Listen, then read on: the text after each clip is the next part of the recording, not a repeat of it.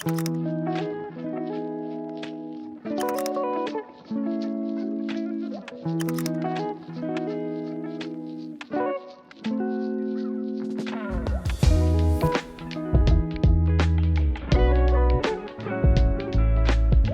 morning from Geneva.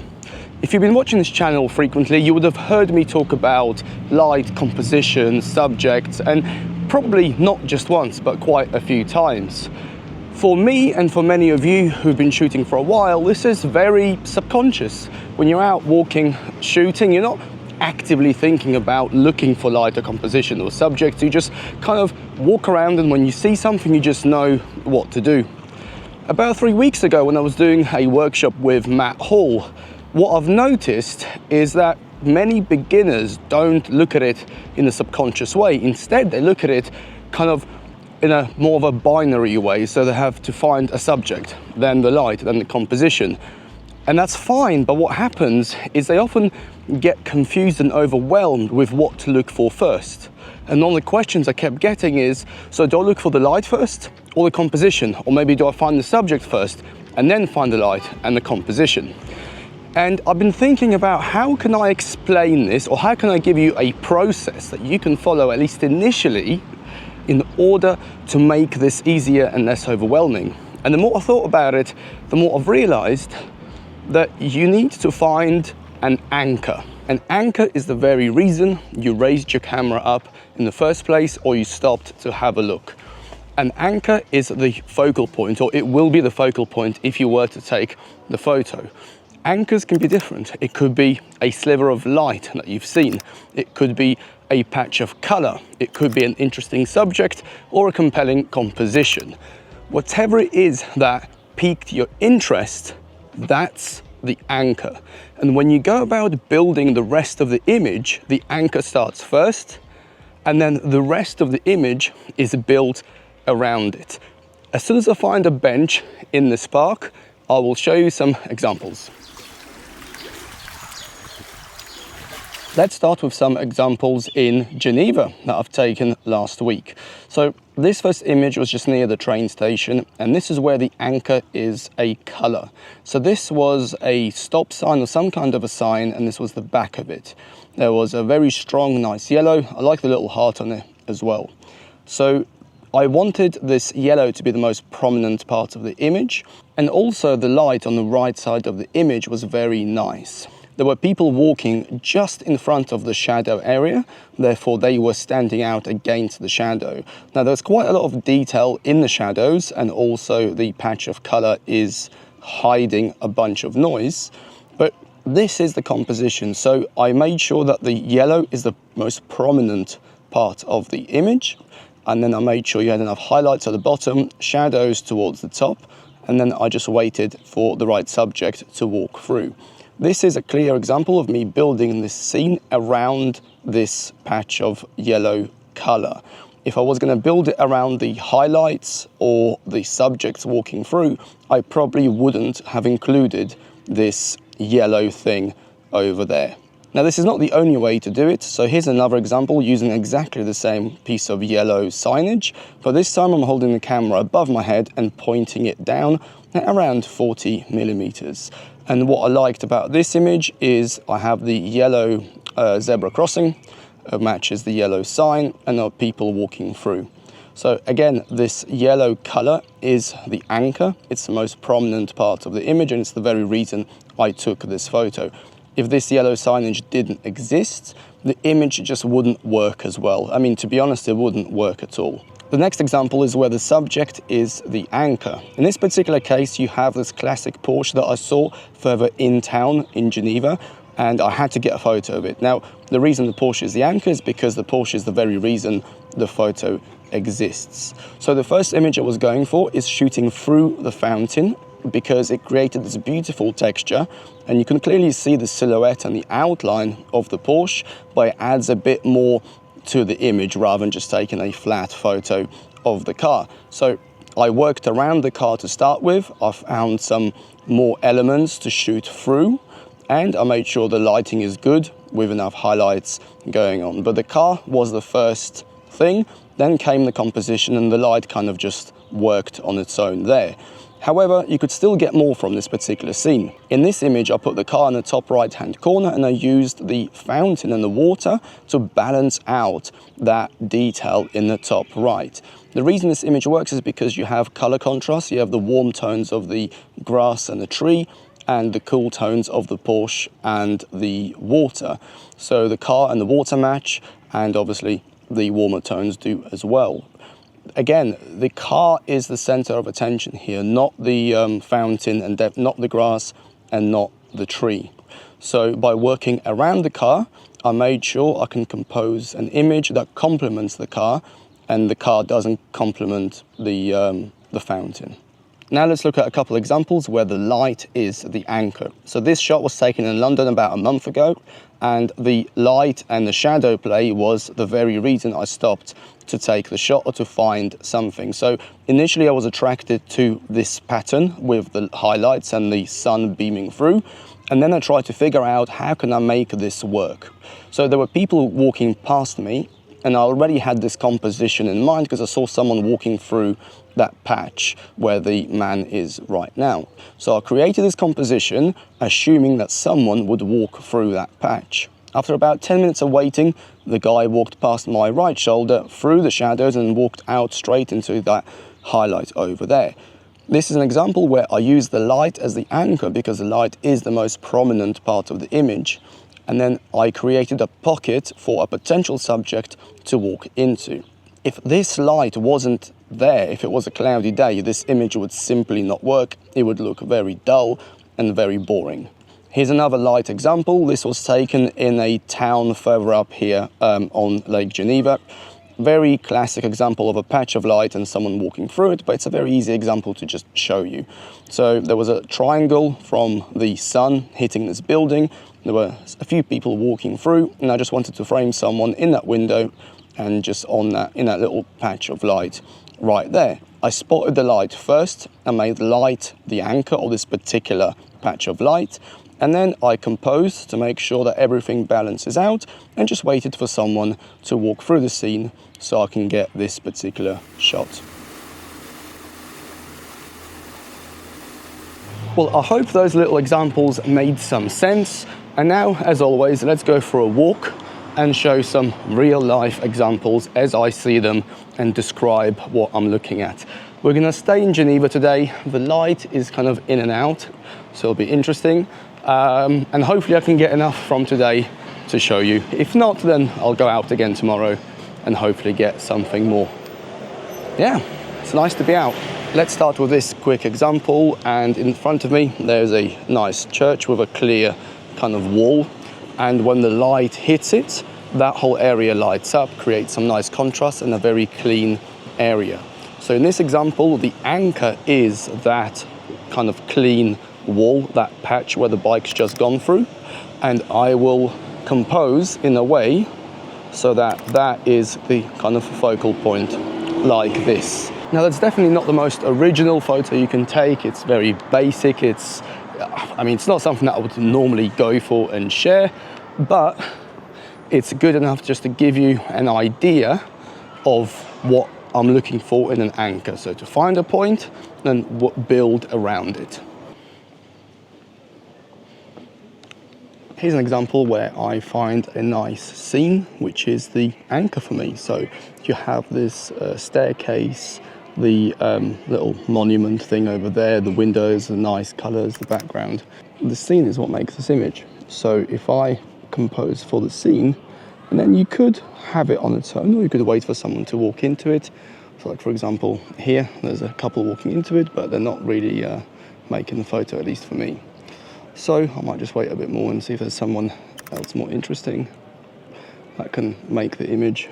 Here's an example where you can have something completely simple and random, but it makes a good image. So here, I like the light that's hitting this wall, the door, the staircase. You've got a railing there. So what first caught my eye, and let's just say the anchor, is the light, but specifically the texture of the whole scene with how the light is hitting it from the side. So for something like this, I would shoot into the corner like this, and I want to get a bit of the wall, but also the railing and the stairs All right, we have another anchor point here, which is something that's caught my attention, and that is all these reflections and mirrors. So there we go, there's a nice reflection there. You've got some stairs over there. You got, nearly dropped my camera. Nice clean background. See if we can make something work with this. So this is a nice little composition, like this.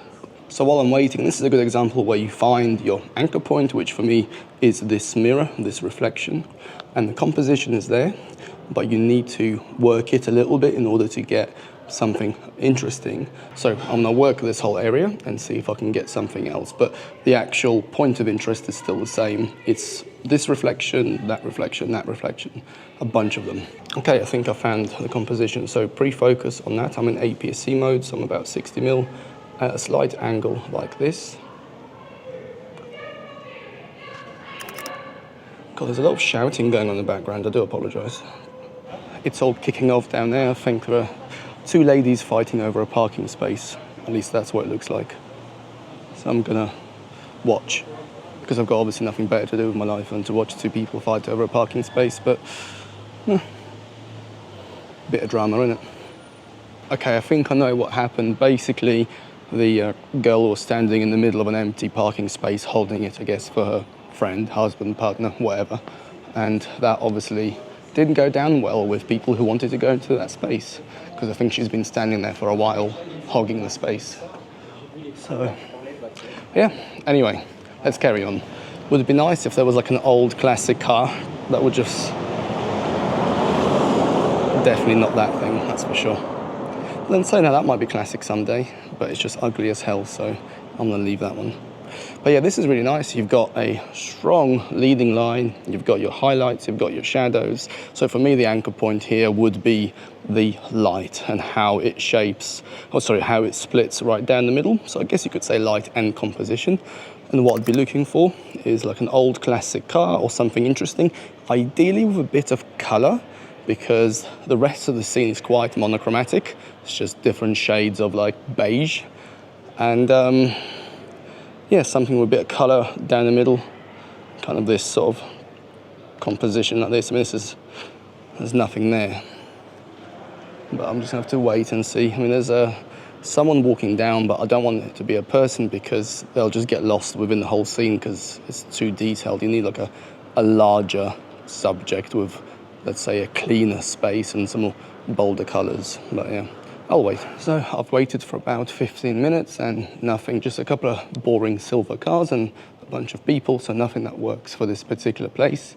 And that's fine, just have to carry on and see if I can find something else. Also, if I seem a bit low energy, it's because where I'm staying, my room and the window in the room is overlooking, I guess, a couple of bars or a nightclub.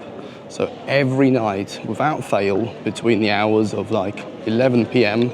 and 4 a.m., there's always noise outside. So if you close the windows to avoid the noise, it gets too hot because there's no air conditioning and you can't breathe because there's no oxygen. So you open the window and then you get woken up every 30 minutes by drunk people. So yeah, fun and games. I mean, I sound like I'm complaining, I'm definitely not. It's a privilege to be here, but you get what I mean. Good morning from another beautifully sunny day in Geneva. As you can imagine, I didn't finish the video yesterday. I just kind of gave up. I couldn't be bothered after a while. Today though, full of energy, and now heading towards Carouge, which is an area I've been highly recommended many times by locals. It's about another 30-40 minute walk from here. I'm quite excited to see what I can get. There's also a market here. Let's check it out. All right, so what's caught my attention here is the light and the bicycle. The bicycle is dark, it's up against a light wall, and there's beautiful backlighting or side lighting kind of flooding in, strong contrast, bit of color from the zebra crossing. And I will just shoot it vertically, kind of like this. For me, the anchor here is the light and the bike. The bike is the subject, it's what I want to photograph. If the bike wasn't there, I wouldn't be taking this picture. If you think that the examples I'm showing you right now in this kind of live section of the video are very simple, they're very basic, they're designed to be. I don't want to go and create something more complicated. I want to just focus on very simple, basic things that can get the point across. Yeah, hopefully that makes sense. Look at the absolute state of those clouds. I don't know how heavy that storm's going to be, but it's literally the entire skyline is this giant tsunami of cloud. Oh wow, and it looks incredible. I mean, the action camera doesn't do it justice. Let me see if I can take just one picture to show you the scale of this. I don't know about you, but when I see clouds like that, they just completely stop me in my tracks and leave me speechless. I can just sit here and just be in complete awe of how incredible these storm clouds look. I mean, they just go on and on forever. It's absolutely amazing. Wow.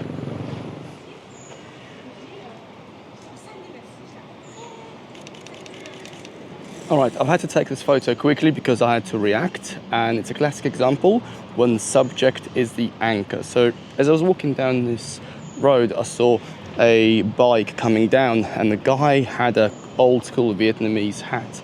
Now I wanted to get a shot of him up against the railings, and this is just where I happened to be. I didn't have much time to react, but what I've noticed is there's this like yellow, whatever you call it, and that could be a nice bit of negative space and a bit of color. So as he went through here, I did a bit of a burst, and I had a bit of this yellow in the corner to just cut off that area. So the composition was something on those lines, and then the image, again, it's okay. I mean, it's not going to win any awards, but considering I had about, I don't know, 5 seconds to react, it's fine. I think in hindsight, I would have probably stepped back a bit and maybe even included more of the yellow if I had the time. So maybe it would have been like this kind of composition instead.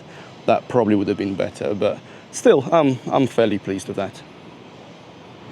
Okay, in this particular example, I love the corner of the umbrella, the window frames, and the yellow wall, plus the highlights and the shadows. So for me, it's really the composition that attracted me to this particular scene. So I'll work around that. So focus on the background and compose it so you got everything in one. Excuse the noise. What is that? It's a tractor. Anyway, so yeah, something like this looks quite nice. This might even be a black and white. Now, if someone walked through that would be even better, but yeah, that'll do. If only I had another camera to film people's reactions when they see me walking around making these videos. Some of the looks I get, people think I've lost my mind. It's quite funny. Anyway, Carouge is done. It's okay here. It's very nice to visit. I'm sure it's a great place to have a cup of coffee, have some lunch.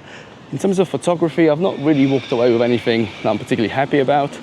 Carouge seems like it's very similar to some of the villages I visited earlier on. So very small, very nice. But I'm probably gonna head back towards the lake because I just love being by the lake. All right, here's a little scene that I like, and for me, the anchor point here is the color, specifically the blue color of this old Honda Civic and the red of the gazebo tarpaulin, like the cover, whatever. I keep forgetting words for things, I don't know why. Anyway, so I like that, but I also like the tree. You got the window and the building behind, and overall it makes up a really nice picture. So I'll probably crop this in a bit. So I'm not going to include the whole car. Well, I'll do one with the whole car, but then I will also do one with just part of the car as well, which is probably what I would keep.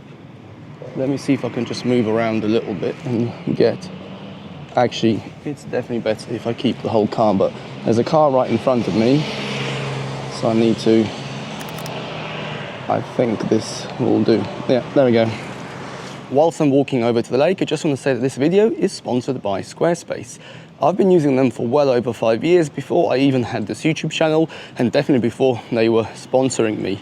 Squarespace is the center of everything that I do. My portfolio lives on Squarespace, my blog is Squarespace, and my digital store is on Squarespace as well. I use Squarespace to promote my photography via a blog. So I'll publish blogs about photography, about travel, gear, and people find them online through Google SEO, read my blog, and then in turn see my work. If you want to give Squarespace a go, use the link in the description or use code RomanFox for 10% of your first purchase. Thank you to you for watching, and thank you to Squarespace for sponsoring. Well, I've made it down to the lake, and there are two issues. Number one, this video is probably a bit too long now, so I think it'll make sense to cut it here. Number two, I can hear thunder from all those clouds behind me, which means I've probably got not very long before it absolutely goes crazy. Also, the wind's picked up, and I don't really fancy getting soaked. So, I think I'm gonna cut the video here, but please let me know in the comments if this was useful, if this format is entertaining, interesting. Yeah, that's a whole separate topic, whilst I am rethinking about the format of these YouTube videos, but that's a discussion for another day. Anyway, let me know your thoughts down below, and I'll see you in a bit. Thanks for watching, and I'll see you soon. Bye bye. Look at the state of that. I don't know if this camera does it justice, but that is a storm, and it's coming straight this way. God, look at that. Oh my God. I think I need to get a move on. I need to go to the supermarket as well, actually.